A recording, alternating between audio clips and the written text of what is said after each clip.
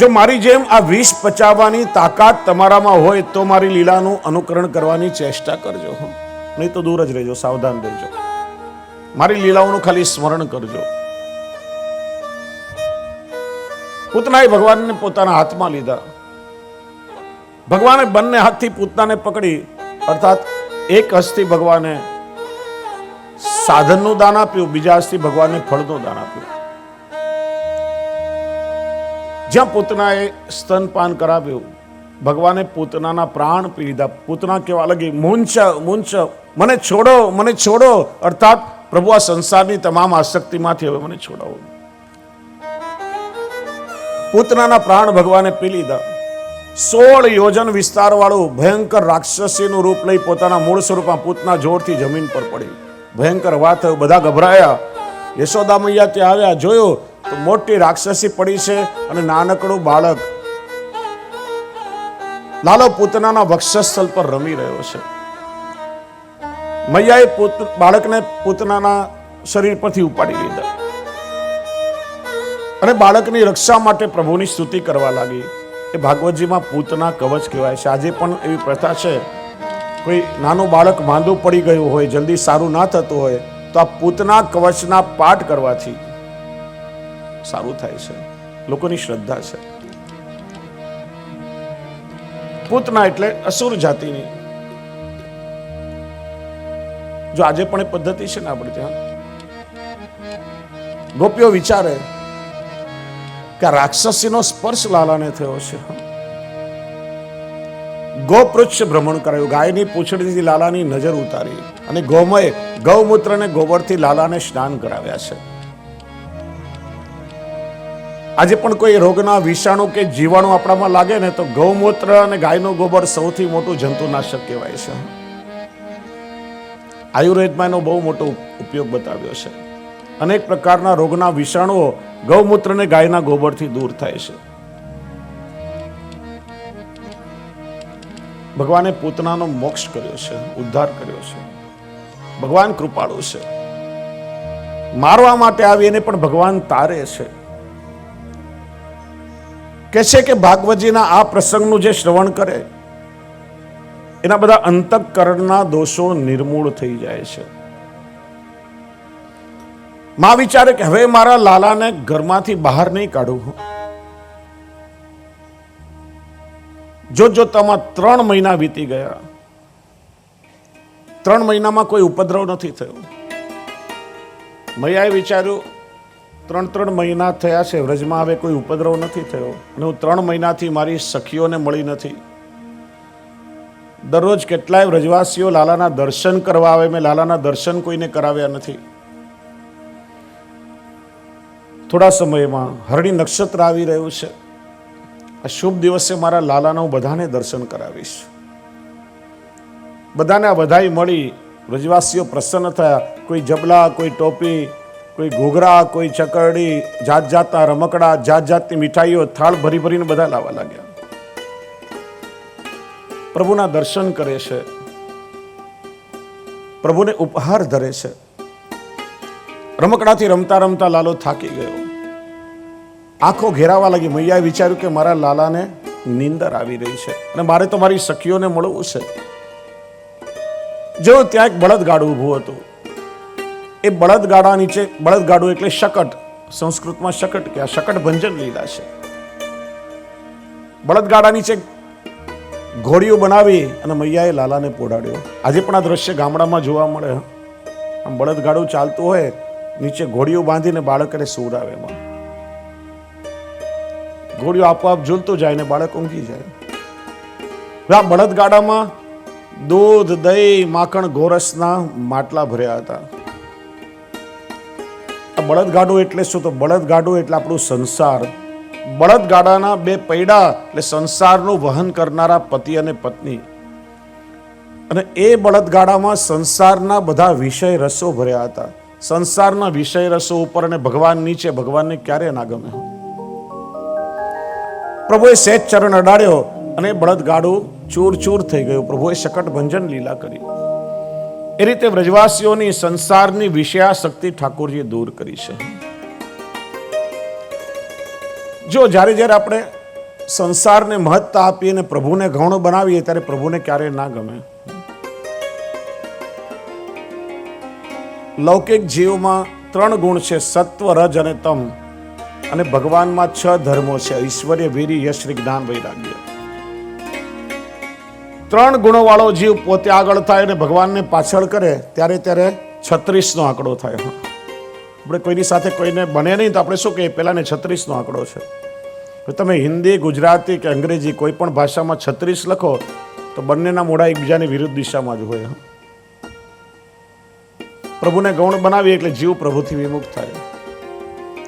પણ જ્યારે 6 ધર્મવાળા પ્રભુને આપણે આગળ કરીએ અને 3 ગુણોવાળો જીવ પ્રભુનું અનુસરણ કરે ત્યારે 63નો અંક થાય. અને કોઈ પણ ભાષામાં 63 લખો, બંનેના મોઢા એકબીજાની સામે રહેતા હોય, જીવ પ્રભુની સન્મુખ થાય છે. શ્રી મહાપ્રભુજી સમજાવે છે, વિષયાશક્તિ રૂપ ગ્રહરૂપ ચરણ ઉચ્છેપણેન નાશ. બ્રજવાસીઓની વિષયાશક્તિ ઠાકોરજીએ દૂર કરી છે. ત્યાર પછી સુખદેવજી તૃણાવર્ત વધની કથા કહે છે. એકવાર યશોદા મૈયા ખોળામાં લાલાને રમાડી રહ્યા હતા. દૂર આકાશમાં ઊંચે પક્ષીઓ ઉડતા હતા. લાલો પક્ષીઓને જોઈને વિચારે, મારે પણ આ રીતે હવામાં ઉડવું છે. અને સમયે કંસે મોકલેલો તૃણાવર્ત નામનો અસુર વંટોળિયાનું રૂપ લઈને આવ્યો. માણસના જીવનમાં વંટોળિયા ક્યારે આવે? શ્રી મહાપ્રભુજી સમજાવે છે, જ્યારે માણસના જીવનમાં રજોગુણ અને તમોગુણ વધે. રજોગુણ અને તમોગુણ વધે, એનાથી કામ આવે, ક્રોધ વધે, લૌકિક વિષયોની ઈચ્છા વધે. પછી જ માણસના જીવનમાં બધા તોફાનો શરૂ થાય છે. તૃણાવર્ત આંધીનું રૂપ લઈને આવ્યો છે. ભગવાને શું કર્યું? પોતાનું વજન એકદમ વધારી દીધું. મૈયાને ભાર લાગ્યો એટલે પ્રભુને નીચે ધરતી પર મૂક્યા. ને જેવા પ્રભુને નીચે મૂક્યા એવો તૃણાવર્ત પોતાના વંટોળિયામાં પ્રભુને ઊંચે ઉડાડીને લઈ ગયો. ભગવાન કે મને તો ઊંચે ઉડાડીને લઈ જાય છે, પણ ઉભો રહે, તને એટલો ઉપર મોકલું ને કે પાછો ક્યારે નીચે નહીં આવે. બંને શ્રીયસથી પ્રભુએ એનો કંઠ દબાવ્યો. શ્વાસ રૂંધાતા એના પ્રાણ નીકળી ગયા છે. શ્રી મહાપ્રભુજી કહે છે, જ્યારે જીવનમાં કામ, ક્રોધ, લોભ બધા વંટોળી આવે ને ત્યારે કંઠમાં પ્રભુને રાખો, અર્થાત પ્રભુનું નામ સ્મરણ કરો, નામનો આશ્રય કરો. બધા તોફાનો જીવનમાં શાંત થઈ જશે. જો જ્યારે જીવનમાં તૃણાવર્ત આવે, લૌકિક વિષયોની ઈચ્છા થાય ને ત્યારે પ્રભુનો ભાર લાગે છે. જ્યારે જીવનમાં આપણને ઠાકોરજીનો ભાર લાગે ને ત્યારે સમજવું કે આપણા જીવનમાં તૃણાવર્ત આવ્યો છે. ઠાકોરજીની સેવા તો પધરાવી ઘરમાં, પણ પછી લાગે, અરે રે, હવે તો મારે સેવા કરવા માટે વહેલું ઉઠવું પડશે. 5 માળાનો નિયમ તો લઈ લીધો, હવે મારે દરરોજ માળા કરવી પડશે. ઠાકોરજી તો ઘરમાં પધરાવ્યા, આ સામગ્રી બનાવવાની મહેનત કરવી પડશે. એમ ધર્મ જ્યારે ભારરૂપ લાગે ત્યારે સમજવાનું કે જીવનમાં તૃણાવર્ત આવ્યો છે. ને એવું લાગે ત્યારે પ્રભુના નામનો આશ્રય કરો, પ્રભુને વિનંતી કરો, બધા જ વંટોળિયાઓ શાંત થઈ જશે. એક દિવસ મૈયા પ્રભુને વહાલ કરતા હતા. પ્રભુના મુખને ખેલાવી રહ્યા હતા. ત્યાં ઠાકોરજીએ બગાસું ખાધું અને પોતાના મુખારવિંદમાં સમગ્ર બ્રહ્માંડનું દર્શન યશોદાજીને કરાવ્યું. ત્યાર પછી ઋતુઓનું વર્ણન કર્યું. દરેક ઋતુઓ લાલાના શ્રીઅંગમાં બિરાજે છે. હેમંત ઋતુ પ્રભુના જમણા ચરણમાં, શિશિર ઋતુ ઠાકોરજીના ડાબા ચરણમાં, વસંત ઋતુ છે ભગવાનના હાસ્યમાં બિરાજે છે, ગ્રીષ્મ ઋતુ ઠાકોરજીના મુખારવિંદના પ્રસ્વેદમાં, વર્ષા ઋતુ ઠાકોરજીના શ્રીઅંગમાં અને શરદ ઋતુ ઠાકોરજીના નેત્રમાં બિરાજે છે. સમય વીતવા લાગ્યો. માં વિચારે છે, લાલો મોટો થયો, હજી સુધી વિધિસર લાલાનું નામકરણ કર્યું નથી. લલ્લા કનવા કહીને હુલામણા નામથી આપણે લાલાને બોલાવીએ છીએ. હવે વિધિસર નામકરણ કરવું જોઈએ. કુલ પુરોહિત ગર્ગાચાર્યજીને બોલાવ્યા. ગર્ગ પુરોહિતો રાજન યદુ નામ સુમહાતપા વ્રજમ જંગામ નંદસ્ય વસુદેવ પ્રચોદિત. ગર્ગાચાર્યજી ખૂબ જ્ઞાની છે. ગર્ગાચાર્યજી આવ્યા, સન્માન કર્યું. મૈયા કે મહારાજ અત્યાર સુધી લાલાને હુલામણા નામથી બોલાવીએ છીએ, આપ વિધિસર લાલાનું નામકરણ કરો. જુઓ, આપણે ત્યાં નામકરણ જ્યોતિષીઓ ગ્રહ નક્ષત્ર રાશિ જોઈને રાશિ પરથી આપણે બાળકોના નામ પડીએ. હા, પણ નામને ને ગુણને કાંઈ ઠેકાણા ન હોય. હા, નામ હોય લક્ષ્મીચંદ પણ ખિસ્સામાં કંઈ કાવડિયું ના હોય. નામ હોય રથપાલ, આખી જિંદગી ટાટિયા ઘસ્યા હોય. નામ હોય જ્ઞાનચંદ, અંગૂઠો છાપતો હોય. નામને ને ગુણને કાંઈ લેવા દેવાનો હોય. પછી મહાપ્રભુજી સમજાવે છે કે ભગવત સ્વરૂપોના નામ ગ્રહ નક્ષત્ર કે રાશિ પરથી ન પડે, ત્રણ પ્રકારે પડે: સ્વરૂપ અનુકૂળ, લીલા અનુકૂળ અને ગુણ અનુકૂળ. સૌથી પહેલા દાઉ ભૈયાના નામ પડ્યા છે. સ્વરૂપથી મધુર છે અને એટલા માટે નામ થયું રામ. સ્વરૂપ અનુકૂળ. પછી રાખ્યું લીલા અનુકૂળ. આ બાળક ભવિષ્યમાં યમુનાજીનું આકર્ષણ કરશે માટે નામ રાખ્યું સંકર્ષણ. અને ગુણ અનુકૂળ, શરીરથી ખૂબ જ બળવાન છે એટલા માટે નામ રાખ્યું બલરામ. ત્રણ નામ થયા.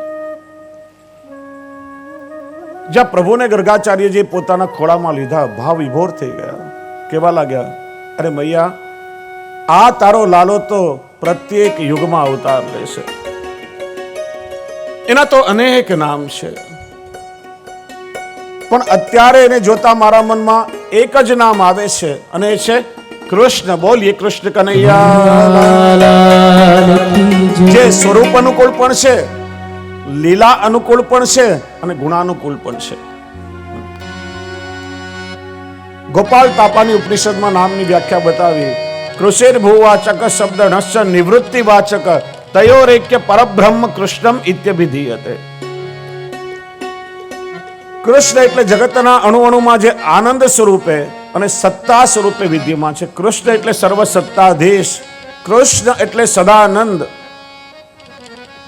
કૃષ્ણ એટલે કર્ષતિ આકર્ષતિ ઇતિ કૃષ્ણ. સહેજમાં જે આપણા ચિત્તને ચોરી લે, આપણા ચિત્તનું આકર્ષણ કરે, એનું નામ છે કૃષ્ણ. કેવલ હિન્દુ ધર્મમાં નહીં, અનેક ધર્મમાં કૃષ્ણના ભક્તો થયા છે. તાજ બીવી, કારેખાં, રહીમ, કવિ મકસૂદ, અનેક કૃષ્ણ ભક્ત અનેક ધર્મમાં થયા છે. કૃષ્ણ સ્વરૂપ જ એવું છે, જેને જેને જોયા તે બધા મોહ્યા. ઉપનિષદો કે છે અણો રણિયાન મહતો મહિયાન. અણુમાણું હોય તો એ કૃષ્ણ, અને આ જગતમાં વિરાટમાં વિરાટ કોઈ હોય, મહાન હોય તો પણ એ કૃષ્ણ. કૃષ્ણ જેવો અવતાર ભગવાનનો ક્યારે પણ થયો નથી. અરે માયાવાદનું સ્થાપન કરવા જેમણે અવતાર લીધો એ શંકરાચાર્ય, જે નિરાકાર બ્રહ્મમાં માને છે, એ પણ કયા વગર રહી શક્યા નથી. મધુરમ મધુરેભ્યોપી મંગલેભ્યોપી મંગલમ. આ જગતમાં મધુરમાં મધુર અને મંગલમાં મંગલ કોઈ તત્વ હોય તો એ કૃષ્ણ છે. તો મહાપ્રભુ શ્રી વલ્લભાચાર્ય ચરણે એ સ્વરૂપાનંદનો અનુભવ કરીને આજ્ઞા કરી, મધુરાધિપતે અખિલમ મધુરમ. અખિલ અને અનંત માધુર્યનો કોઈ સ્વામી હોય કેવલ કૃષ્ણ છે. જેને જેનો જોયા એ બધા જ મોહ્યા છે. રસકાનજીનો પ્રસંગ આવે છે ને, એક વેપારીના વાણિયાના 10 વર્ષના નાના બાળકમાં આસક્તિ હતી. આખો દિવસ પેલા બાળકનું મોઢું જોયે, એની પાછળ પાછળ ફર્યા કરે. બાળકનું મોઢું ના જોયે તો પાણી પણ ના પીએ.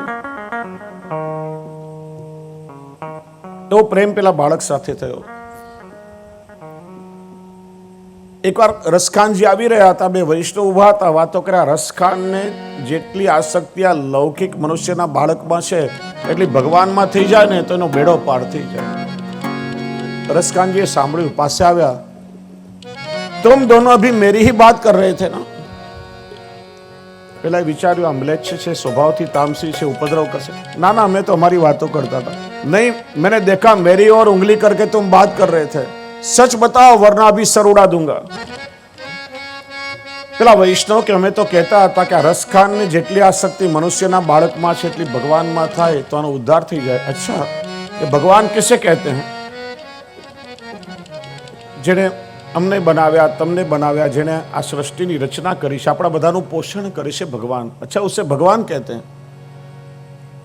भगवान कैसा दिखाई देता है? એક વૈષ્ણવે શ્રીનાથજીનું ચિત્ર પાસે સંભાળીને રાખ્યું હતું પાગમાં. શ્રીનાથજીનું ચિત્ર કાઢીને રસકાનજીને બતાવ્યું. જો રસકાનજી અમારા પ્રભુ તો આવા લાગે. અને જ્યાં પ્રભુના ચિત્ર પર રસકાનજીની દ્રષ્ટિ પડી, પ્રભુએ એવું ચિત્ત ચોરી લીધું કે ક્ષણ માત્રમાં એ લૌકિક આસક્તિ છૂટી ગઈ અને પ્રભુમાં મન લાગી ગયું. કેવા લાગ્યા? અરે ये तो मेरा महबूब है, कोई मुझे मेरे महबूब के दीदार करा दो, કોઈ મારા મહેબૂબ સાથે મને મિલાવી દો. કેવી શોભા હતી પ્રભુની. હા, પ્રભુએ ઝરીની પાગ ધારણ કરી હતી, મસ્તક પર મોરપીંછ શોભી રહ્યું હતું, કર્ણમાં કુંડલ ધારણ કર્યા હતા, નકવેસર હતું, શ્રીકંઠમાં અનેક રત્નોની માળા સાથે વૈજયંતી માળા ધારણ કરી હતી. પ્રભુ વેણુનાદ કરી રહ્યા હતા. અદ્ભુત ઠાકોરજીની શોભા હતી અને પ્રભુની એ છબીએ રસકાનજીનું મન મોહી લીધું. કરસતી આકર્ષતી ઇતિ કૃષ્ણ.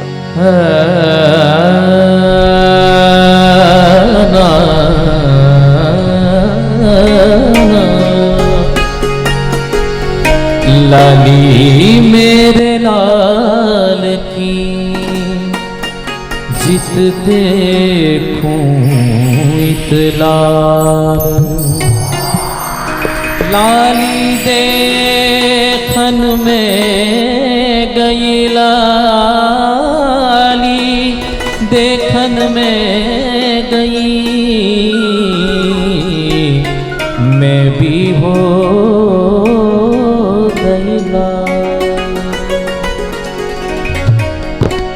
कृष्ण कृष्ण कृष्ण राधे कृष्ण कृष्ण कृष्ण, कृष्ण कृष्ण कृष्ण राधे कृष्ण कृष्ण कृष्ण, कृष्ण कृष्ण कृष्ण राधे कृष्ण कृष्ण कृष्ण, कृष्ण कृष्ण कृष्ण राधे कृष्ण कृष्ण कृष्ण, कृष्ण कृष्ण कृष्ण राधे कृष्ण कृष्ण कृष्ण, कृष्ण कृष्ण कृष्ण राधे कृष्ण कृष्ण कृष्ण, कृष्ण कृष्ण कृष्ण राधे कृष्ण कृष्ण कृष्ण, कृष्ण कृष्ण कृष्ण राधे कृष्ण कृष्ण कृष्ण.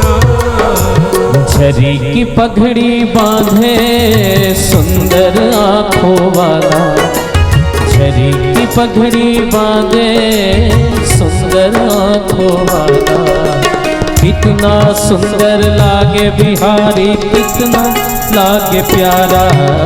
झरी की पगड़ी बांधे सुंदर आँखों वाला, झरी की पगड़ी बांधे सुंदर आँखों वाला, कितना सुंदर लागे बिहारी, कितना लागे प्यारा. झरी की पगड़ी बांधे हो.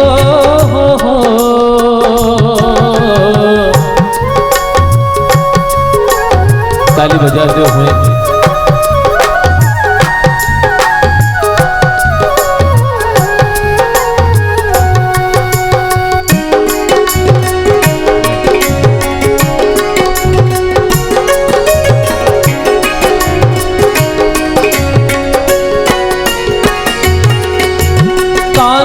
कुंडल साजे, शिर मोर मुगट बिराजे, सखियां पगली होती जब जब होठों पे बंसी बाजे.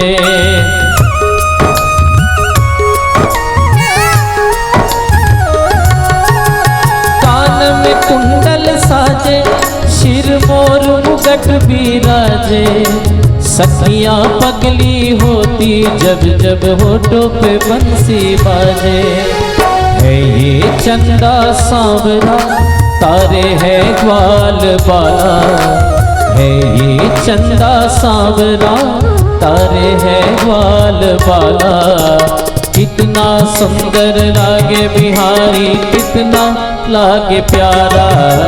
छड़ी की पगड़ी बांधे सुंदर आंखों वाला, कितना सुंदर लागे बिहारी, कितना लागे प्यारा।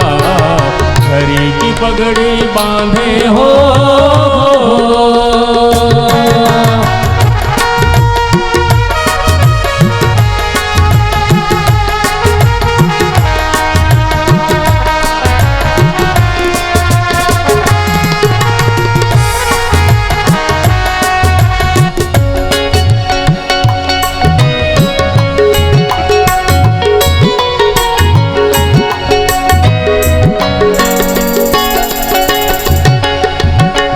घुंघराले बाल तेरे गोरे गोरे गाल, सुंदर श्याम सलोना तेरी तेरी मेरी चाल। लट घुंघराले बाल तेरे गोरे गोरे गाल, सुंदर श्याम सलोना तेरी तेरी मेरी चाल। हवा में सर सर उड़ता तेरा पीतांबर मतवाला, हवा में सर सर उड़ता तेरा पीतांबर मतवाला। कितना सुंदर लागे बिहारी, कितना लागे प्यारा। छड़ी की पगड़ी बांधे सुंदर आंखों वाला, छड़ी की पगड़ी बांधे सुंदर आंखों वाला। कितना सुंदर लागे बिहारी, कितना लागे प्यारा। छड़ी की पगड़ी बांधे हो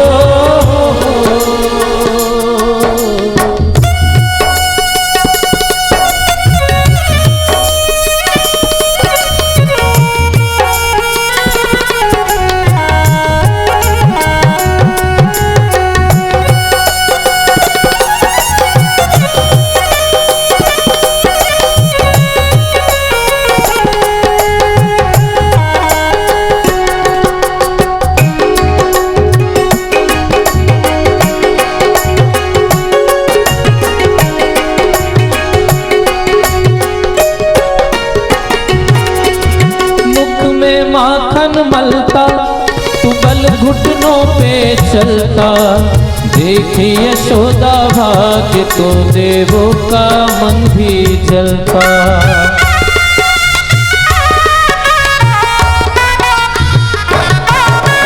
मुख में माखन मलता तू बल घुटनों पे चलता।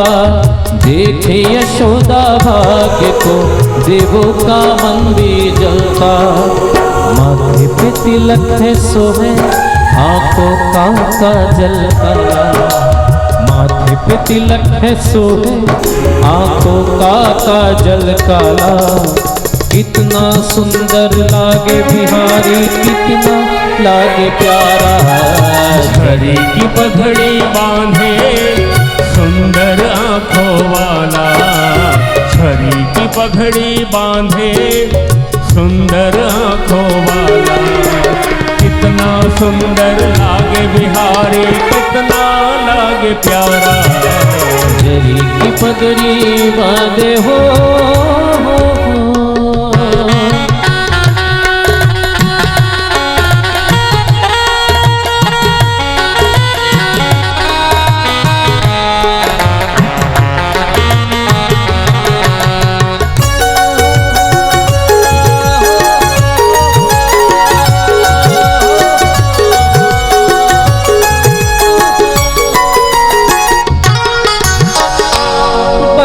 बजावे तो मोर भी नाच दिखावे। यमुना में लहरें उठती और कोयल कूकू गाए।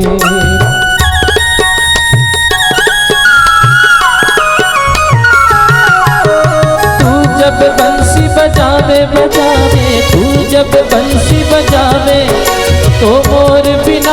दिखावे, यमुना में लहरें उठती और कोयल कूकू गाए। कू कू कू कू कू कू कू कू कू। तू जब बंसी बजावे तो मोर भी नाच दिखावे, यमुना में लहरें उठती और कोयल कूकू गाए। हाथ में कंगन सोहे गले वैजंती माला, हाथ में कंगन सोहे गले वैजंती माला। कितना सुंदर लागे बिहारी, कितना लागे प्यारा। छड़ी की पगड़ी बांधे जय हो। सुंदर आंखों वाला, छड़ी की पगड़ी बांधे सुंदर आंखों वाला। कितना सुंदर लागे बिहारी, कितना लागे प्यारा। जरी की पगड़ी बांधे सुंदर आंखों वाला, कितना सुंदर लागे बिहारी, कितना लागे प्यारा। कितना सुंदर लागे बिहारी, कितना लागे प्यारा। कितना सुंदर लागे बिहारी, कितना लागे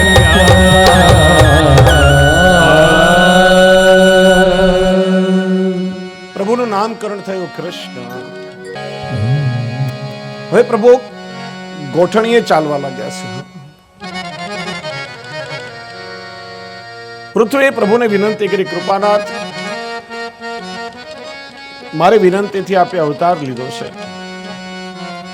મારા પર આપના ચરણ પધરાવીને મને ક્યારે અલંકૃત કરશો? ભગવાને રીંગણ લીલા શરૂ કરી છે.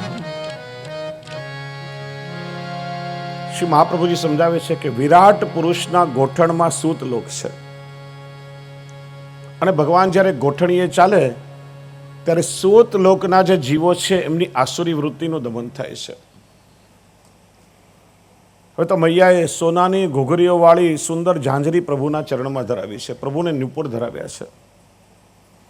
એ નુપુરની મધુર ધ્વનિથી ક્યારેક ગોઠણીએ ચાલી અને કાનો મૈયા યશોદાજીના ખોળામાં આવે, ક્યારેક નંદ બાવાના ખોળામાં બિરાજે. બાલલીલાની આ ચંચલતા જોઈ બધાના મન મોહિત થાય છે. ગોપીઓ વિચારે, પ્રભુ જલ્દી ચાલતા શીખો, હવે દોડીને અમારી પાસે પધારો તો તમને ખેલાવવાનું સૌભાગ્ય અમને પણ મળે. હા, નંદાલયમાં નાના નાના વાછરડાઓ આમથી આમ કુદાકુદ કરતા હોય ને, પ્રભુ વાછરડાની પૂંછડી પકડી લે અને વાછરડાની પૂંછડી પકડીને પ્રભુ ચાલતા શીખે. ક્યારેક નંદ બાવા પોતાની આંગળી પકડીને પ્રભુને ચાલતા શીખડાવે. હવે તો લાલો દોડાદોડ કરવા લાગ્યો. દરરોજ કોઈને કોઈ ગોપીના ઘરે જાય અને લાલો કંઈક નટખટ લીલા કરીને આવે. ગોપીઓ મૈયાને ફરિયાદ કરે, મૈયા તારો લાલો બહુ નટખટ છે, તોફાની છે, રોજ અમને સતાવે છે. નાના નાના બાળકો ઘોડિયામાં ઊંઘતા હોય તો બપોરે આવીને એમને રડાવી જાય. લાલાને ઠપકો આપે છે ગોપીઓ. લાલા હવે તોફાન કરીશ તો મૈયાને ફરિયાદ કરશું.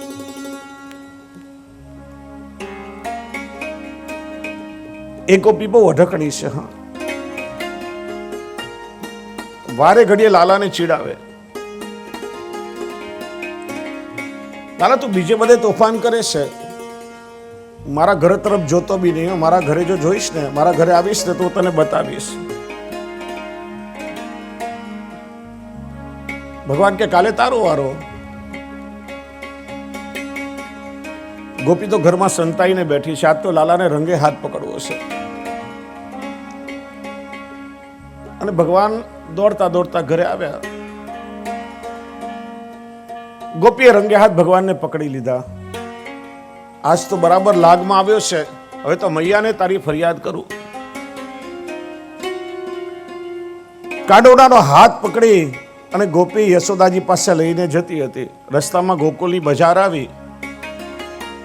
એ ગોપીના સસરાજીની દુકાન હતી બજારમાં. અને લાજ શરમનો મર્યાદાનો જમાનો. ખુલ્લા મોઢે સસરાજીની આગળથી નીકળાય નહીં એટલે ગોપીએ લાંબો ઘૂંઘટો તાણી લીધો. એ દુકાનની આગળ એ ગોપીનો બાળક રમતો હતો. ભગવાને શું કર્યું? ધીરેથી એને વાતે વળગાડી અને પોતાનો હાથ છોડાવી અને દીકરાનો હાથ ગોપીના હાથમાં પકડાવી દીધો. દોડીને ચૂપચાપ નંદાલયમાં જઈને શયનખંડમાં પ્રભુ તો પોડી ગયા પલંગ પર. ગોપી રાવ ખાતા ખાતા આવી. અરે મૈયા યશોદાજી, ક્યાં છો? બહાર આવો. મૈયા કે થયું શું? જો આજ તો આ તોફાની નટખટ લાલાને રંગે હાથ પકડ્યો છે, બહુ સતાવે છે બધાને. ક્યાં છે મારો લાલો? આ જો કોણ છે? યશોદાજી કે જો તો ખરા કોણ છે? ત્યાં જોયો, કાનો ડરીને પોતાનો દીકરો હતો. ત્યાં પ્રભુ તો આમ આળસ મરડીને કે મૈયા શું થયું? કોણ આવ્યું છે? પેલી ગોપી તો ભોઠી પડી. હા, ધીરેથી કાનમાં કાનુડાએ કહ્યું, આજે તો તારા દીકરાનો હાથ પકડાવ્યો, બીજી વાર જો રાવ કરીને તો તારા ધણીનો હાથ પકડાવી દઈશ. બીજી દિવસે ગોપી એના ઘરમાં સૂતી હતી. બપોરનો સમય. ગોપ અને ગોપી બંને સૂતા હતા. ચૂપચાપ ધીરેથી લાલો ઘરમાં આવ્યો. અને શું કરે? એ સમય હતો, પુરુષો લાંબી લાંબી દાઢી રાખે, સ્ત્રીઓના કેસ લાંબા લાંબા હોય, લાંબો ચોટલો હોય. ભગવાને ધીરેથી પેલા ગોપીના પતિની ગોપની દાઢી સાથે ગોપીનો ચોટલો બાંધીને ગાંઠ વાળી દીધી. અને એને ચીડવવા માટે આમ જાણી જોઈને ભડાક કરતો દરવાજો બંધ કરીને બહાર ગયા. પેલા ઝપકીને જાગ્યા પણ પેલી દાઢી અને ચોટલાની ખેંચાતાણી થાય. લાખ કોશિશ કરે પેલી ગાંઠ ખોલે નહીં. ભગવાનની વાળેલી ગાંઠ કોણ ખોલી શકે? પછી કાતર લઈ અને પેલા એ દાઢી કાપી અને ગોપીએ વાળ કાપ્યા. ત્યારથી ફેશન આવી કે પુરુષો દાઢી વગર ન થાય ને બૈરાઓના વાળ ઓછા થયા. અને એક લીલા પ્રભુ કરે છે. હવે તો ભગવાને ગોવાળિયાઓનું એક મંડળ બનાવ્યું. ભગવાન કહે છે આપણે એક મંડળી બનાવીએ, એનું નામ રાખીએ ચૌર્ય મંડળ. એના અધ્યક્ષ દાઉ દાદા રહેશે. મધુમંગલ કોષાધ્યક્ષ. શ્રીદામા પણ એમાં રહેશે ને હું એનો પ્રમુખ બનીશ. એ મંડળનું નામ ચૌર્ય મંડળ રહેશે. તો કે મંડળની કઈ પ્રવૃત્તિ તો હોવી જોઈએ ને. આપણા જાસૂસોને તપાસ કરવા મોકલવાના કે કોણે કોણે ઘરમાં દૂધ દહીં માખણ બધું ગોરસ સંતાડીને રાખ્યું છે. મંડળનો નિયમ શું? જ્યાં જશું ત્યાં આપણે બધા સાથે મળીને જઈશું અને જે મળશે આપણે બધા સાથે મળીને ખાશું. માખણ મળે તો માખણ અને માર મળે તો માર. મંડળની સ્થાપના થઈ. પૂછ્યું ઉદ્ઘાટન ક્યારે કરવું છે? કોઈ નજીકનો વ્યક્તિ હોય ને એના ઘરેથી ઉદ્ઘાટન કરીએ તો માર ખાવાની સંભાવના થોડી ઓછી રહે. વિચાર્યું દૂરના સગા માસી અહીંયા બાજુમાં રહે છે, ઘરમાં સાવ એકલા છે, બધા પ્રકારની અનુકૂળતા છે, ઉદ્ઘાટન ત્યાંથી કરીએ. બધા આવ્યા માસીના ઘરે. ગોવાળીઓને બહાર ઉભા રાખી ચૂપચાપ કાનુડો અંદર આવ્યો. માસી કઈ બહાર જવાની તૈયારી કરતા હતા. કરે કાનુડા તો બરાબર યોગ્ય સમય આવ્યો. હમણાં જ તાજું છાસ ઓલવીને માખણ કાઢીને રાખ્યું છે અને મારે કોઈ કામથી બહાર જવું છે. આ સાંકળ વસાતી નથી. થોડો સમય ઘર મારીને ઘરનું ધ્યાન રાખીને હમણાં થોડા સમયમાં કામ પતાવીને આવું. કાનુડો કે માસી તમે જરાય ચિંતા ન કરો, હું ઘરનું ધ્યાન રાખીશ. તમે બહાર જઈને તમારું કામ પતાવો, હું ઘરમાં રહીને મારું કામ પતાવું. માસી ગયા બહાર. કાનુડાએ પોતાની મંડળીને બોલાવી. માખણ ખાધું. માખણ વાળો હાથ કોઈ સખાના મોઢા પર લગાડ્યો. માટલીઓ ઊંધી વાળી. આખું ઘર દૂધ દહીંથી રેલમ છેલમ કરી નાખ્યું. ત્યાં માસી આવ્યા. ઘર આખું દૂધ દહીંથી ભરેલું જોયું. કાનુડાના મુખ પર માખણ લાગેલું. સમજતા વાર ન લાગી. લાલા તું બહુ નટખટ છે, બહુ તોફાન કરે છે. તારા ઘરમાં શું માખણ ખાવાનું નથી, શું ગોરસ નથી, તો બીજાને ત્યાં આવીને સંતાઈને ચોરી ચૂપકીથી ખાય છે. આમ એવું ભોળું મુખારવીન કરીને કહ્યું, માસી શું કહું, મારા ઘરે તો બહુ ગોરસ છે, પણ તારા ઘરના માખણમાં જેટલી મીઠાશ છે ને એટલી મારા ઘરના માખણમાં નથી આવતી.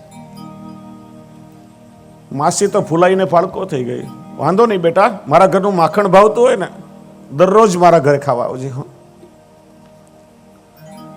અહીંયા તો સફળતા મળી. દરરોજ કોઈને કોઈ ગોપીના ઘરે પ્રભુ માખણ ચોરી કરવા પધારે. ગોપી યશોદાજીને ફરિયાદ કરે પણ મૈયા સાંભળતી નથી. પ્રેમનું એક લક્ષણ છે, જેના પ્રતિ સ્નેહ હોય ને એના દોષ આપણને ક્યારે ના દેખાય. મૈયાને પ્રભુમાં સ્નેહ છે, મૈયા ક્યારે ઠપકો નથી આપતી. અહીંયા પ્રશ્ન કર્યો છે કે પ્રભુને ત્યાં તો લાખો કરોડો ગાયો છે, દૂધ દહીંની નદીઓ વહે છે, તો આ માખણ ચોરી કરવા કેમ પધારે છે? શ્રી મહાપ્રભુજી સમજાવે છે કે આ માખણ ચોરી લીલા એ તો ગોપીઓની ચિત્ત ચોરી લીલા છે.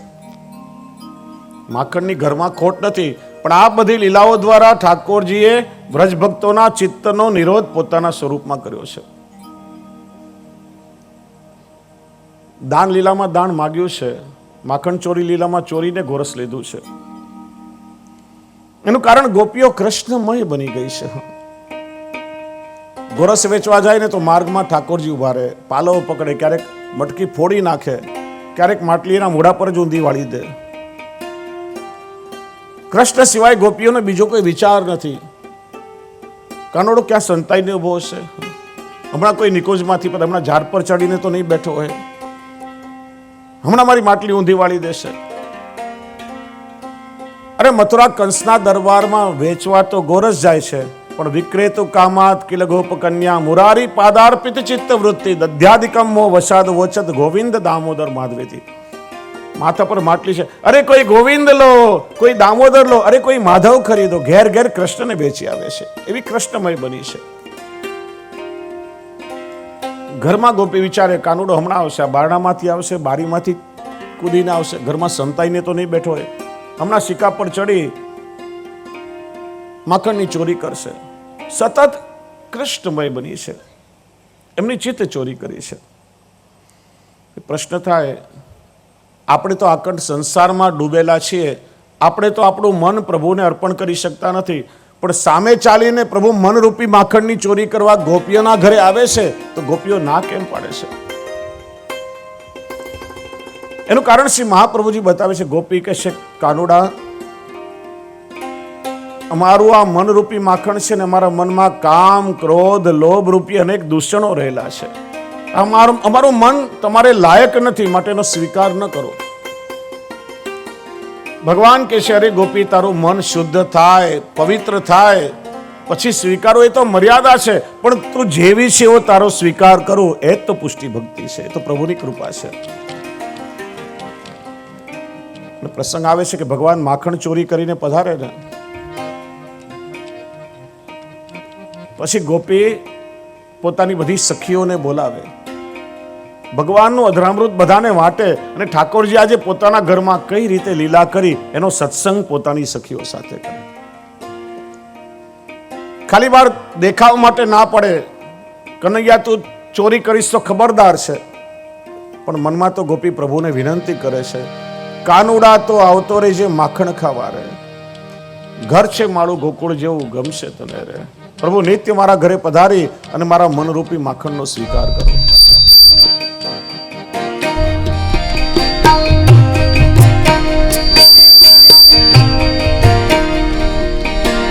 કાનુડા હો કાનુડા, કાનુડા હો કાનુડા, કાનુડા હો કાનુડા, કાનુડા હો કાનુડા. કાનુડા તું માખણ ખાવા આવતો રે છે રે, કાનુડા તું માખણ ખાવા આવતો રે છે રે. ઘર છે મારું ગોકુળ જેવું ગમશે તને રે. કાનુડા તો માખણ ખાવા આવતો રે રે કાનોડા તું માખણ ખાવા આવતો રે રે ઘર છે મારું ગોકુલ જેવું ગમશે તને રે એ ઘર છે મારું ગોકુલ જેવું ગમશે તને રે હે ઘર છે મારું ગોકુલ જેવું ગમશે તને રે હે મેં તો વાલનું કે મેં તો વાલનું હે મેં તો વાલનું વલોણું કર્યું તારી હાથે રે હે મેં તો વાલનું વલોણું કર્યું તારા માટે રે હે હું તો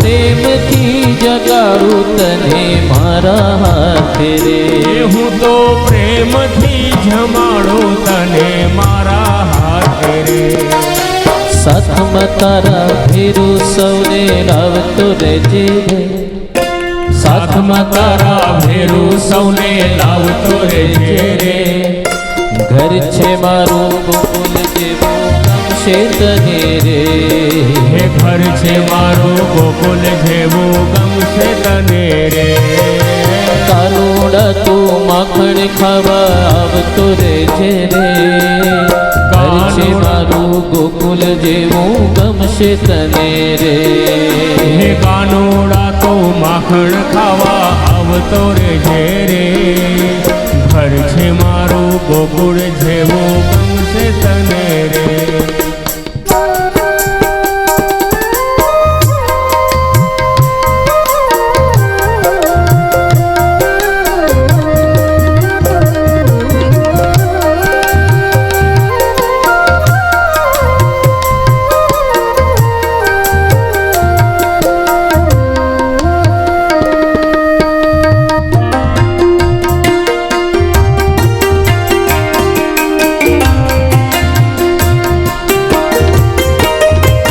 કે મારી આંખડી જુએ છે વાટ વાલમ તારી રે હે મારી આંખડી જોવે છે વાટ વાલમ તારી રે હે મારા વાલ કેરા હે મારા વાલ કેરા હે મારા વાર કેરા વારણા લેવા વારી વારી રે હે મારા વાલ કેરા વર્ણ લેવા વારી વારી પગલે તારા પ્રેમના પુષ્પો વેરતો જાજે રે પગલે તારા પ્રેમના પુષ્પો વેરતો જાજે રે ઘર છે મારું ગોકુલ જેવો ગમશે તને રે ઘર છે મારું ગોકુળ જેવું ગમશે તને રે કાનુડા તું માખણ ખાવા આવતો રહેજે રે હે કાનોડા તો માખણ ખાવા આવતો રહેજે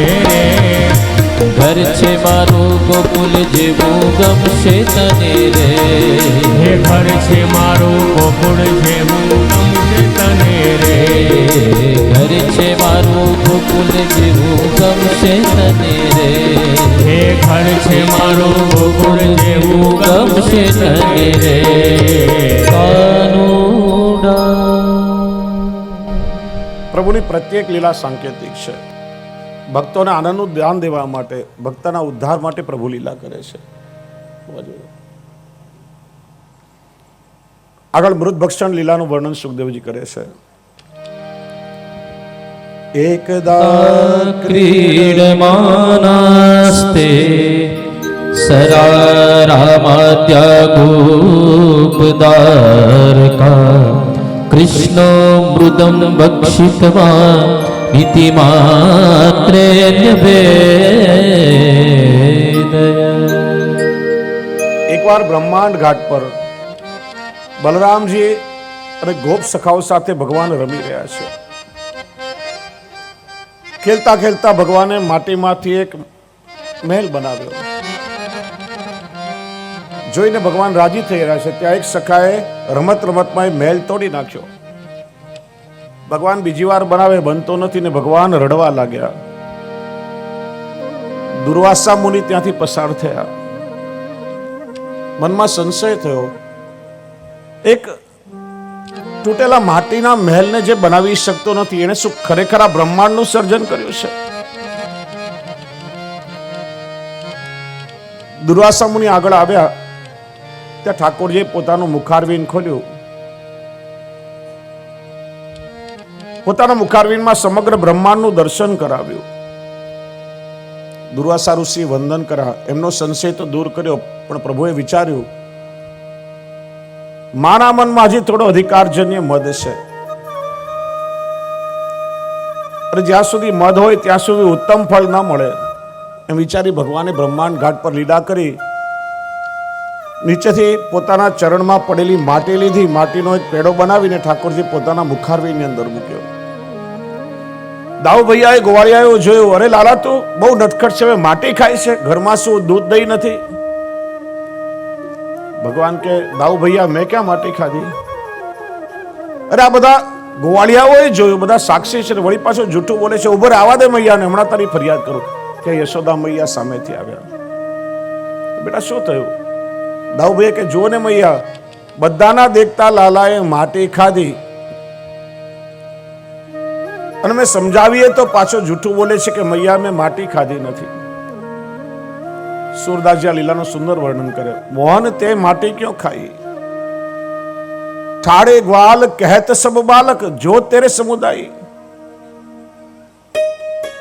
ભગવાન કે મૈયા મેં ક્યાં માટી ખાધી છે? મુકર ગયે મેં દેખી ન સુની, જૂઠે આન બનાઈ. આ બધા મારા પર ખોટી આળ લગાડે છે. મૈયા મેં માટી નથી ખાધી. નાહમ ભક્ષિત માનમ સર્વે મિથ્યા વિસંસિન, યદિ સત્ય ગિરસ્તરહિ સમક્ષમ પશ્ય મે મુખમ. ભગવાન કહે છે મૈયા હું ક્યારે અસત્ય બોલતો નથી, મેં માટી નથી ખાધી. અહીં શંકા થાય કે ભગવાન તો ધર્મના સ્થાપક છે, ધર્મના રક્ષક છે, સત્યના સ્થાપન માટે ભગવાનનું પદાર્પણ થયું છે, તો માટી ખાઈને ભગવાન જૂઠું કેમ બોલે છે? શ્રી મહાપ્રભુજી સુબોધનીજીમાં સમજાવે છે ભગવાન ક્યારે પણ જૂઠું ના બોલે. મારા પ્રભુ કહે છે તો મેં માટી નથી ખાધી, તો ભગવાને માટી નથી ખાધી, ભગવાને ખાધી નથી પણ ખવડાવી છે. જો આ પ્રભુની લીલા છે, કહ્યું ને શ્રી મહાપ્રભુજી ન પ્રગટ્યા હોય તો પ્રભુની લીલાને જીવ ના સમજી શકે. આ સામાન્યમાં સામાન્ય દેખાતી બાલ ચેષ્ટા પણ ભક્તના ઉદ્ધાર માટે છે. અને પેલા થોડા પૂર્વના પ્રસંગોને સમજવા પડે. કેટલીકવાર વેદની શ્રુતિઓએ વિચાર કર્યો કે અમે ભગવાનના ગુણગાન તો ગાઈએ છીએ, ત્યારે ભગવાનના દર્શન કર્યા નથી. પ્રભુના દર્શન કરવા છે. બધી વેદની શ્રુતિઓએ સાથે મળીને તપ કર્યું. ભગવાન પ્રસન્ન થયા. કહ્યું શું જોઈએ? પ્રભુ અમારે આપના નિત્ય લીલાધામના દર્શન કરવા છે. અલૌકિક દેહ ધારણ કરી અને વેદની શ્રુતિઓ પ્રભુના નિત્ય લીલાધામમાં દર્શન કરવા ચાલી. માર્ગ બહુ અટપટો. 3 વેદની શ્રુતિઓ થાકી ગયા. બસ આનાથી આગળ જવાનું સામર્થ્ય અમારામાં નથી. પણ સામવેદના 16,000 શ્રુતિઓ તામસ ભાવવાળા હઠીલા સ્વભાવના છે. ભલે ગમે તે થાય, અમે તો પ્રભુના દર્શન કરશું જ. ગૌલોક ધામના દ્વાર પર આવી દ્વારપાલ ગોપીજનો રોકા ક્યાં જવું છે? કે પ્રભુએ દર્શનની આજ્ઞા આપી છે. જઈને પ્રભુને વિનંતી કરી તો યુગલ સ્વરૂપ સામેથી લીલા વિહાર કરતા કરતા પધારી રહ્યા છે. જ્યાં યુગલ સ્વરૂપના દર્શન કર્યા, બધું ભૂલાઈ ગયું. પ્રભુના સ્વરૂપમાં એવી નિમગ્ન થઈ ગઈ. પ્રભુએ પૂછ્યું કહો શું જોઈએ છે? પ્રભુ આપની આ લીલાનું સુખ અમને પણ જોઈએ છે. ભગવાને વરદાન આપ્યું કલ્પે સારસ્વતે ત્વામ વૈ વ્રજે ગોપ્ય ભવિષ્યતિ. સારસ્વત કલ્પમાં તમે વ્રજમાં ગોપી થઈને પ્રગટ થશો, અને હું પરિપૂર્ણ અવતાર કૃષ્ણ સ્વરૂપે પ્રગટ થઈશ, ત્યારે તમારા મનોરથ પૂરા કરીશ. જો સારસ્વત કલ્પ એટલે 12મો, અને ત્યારે પ્રથમ કલ્પ હતો. કલ્પ એટલે બ્રહ્માજીનો દિવસ. દૈનંતિક કલ્પ કહેવાય. બ્રહ્માજીના 1 મહિનાને માસિક કલ્પ કહેવાય, અને 1 વર્ષને સંવત્સર કલ્પ કહેવાય. દરેક બ્રહ્માની આયુષ્ય એક પરાર્ધની છે. જો આ કલ્પ કેટલો મોટો. ભાગવતજીમાં આખું આ કાળનું ગણિત બતાવ્યું છે. 4 યુગ, સતયુગ, ત્રેતાયુગ, દ્વાપરયુગ અને કલિયુગ. સતયુગનું આયુષ્ય છે 17,28,000 વર્ષ. ત્રેતાયુગનું 12,96,000 વર્ષ, દ્વાપર યુગનું 8,64,000 વર્ષ અને કલિયુગનું આયુષ્ય છે 4,32,000 વર્ષ. 4 યુગ પૂરો થાય, ચતુર્યુગી પૂરી થાય એટલે એક મહાયુગ પૂરો થયો એમ કહેવાય. 71 વખત આ 4 યુગ પૂરા થાય, 71 મહાયુગ પૂરા થાય એટલે એક મન્વંતર પૂરો થાય, એક મનુનું શાસનકાળ બદલાય. કુલ 14 મન્વંતર છે. સ્વારોચી, સ્વયંભૂ, ઇન્દ્ર સાવરણી, દક્ષ સાવરણી, રુદ્ર સાવરણી, વૈવસ્વત. આપણે જ્યારે સંકલ્પ કરીએ ને ત્યારે બ્રાહ્મણો કાળની ગણના કરે. શ્વેતવારા કલ્પે સપ્તમે વૈવસ્વત મન્વંતરે અષ્ટાવિંશતિ તમે કલિયુગે કલી પ્રથમ ચરણે. આ શ્વેતવારા કલ્પ એનો 7મો વૈવસ્વત મન્વંતર ચાલે છે ને એનો 28મો કલિયુગ અત્યારે ચાલી રહ્યો છે અને કલિયુગનું પ્રથમ ચરણ છે. તો 14 મન્વંતર પૂરા થાય ત્યારે બ્રહ્માનો એક દિવસ પૂરો થાય. પ્રલય આવે, બ્રહ્માજી નિદ્રાધીન થાય, સૃષ્ટિનો લય થાય.